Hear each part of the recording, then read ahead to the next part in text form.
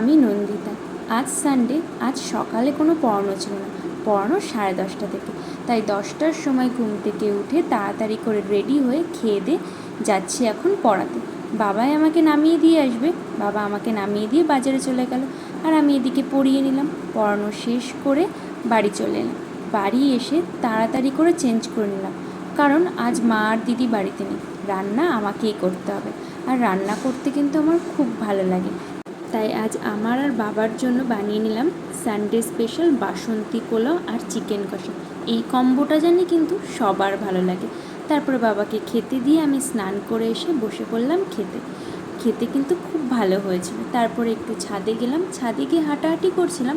তারপরে ভাবলাম তোমাদেরকে আমার পদ্ম ফুলের গাছটা দেখিয়ে দিই। পদ্ম ফুল কিন্তু আমার খুব পছন্দের একটা ফুল, আর সেই গাছে যখন আমি বাড়িতে করেছি, আমার কিন্তু খুব ভালো লাগে ছাদে এসে প্রতিদিন এই গাছটাকে দেখতে। তারপর এখানে আরও অনেক রকমের গাছ আছে, ফল ফুল। দেন আরও কিছুক্ষণ ছাদে হাঁটাহাঁটি করে চলে এলাম নিচে। এই তো এভাবেই কাটলো আমার সানডে।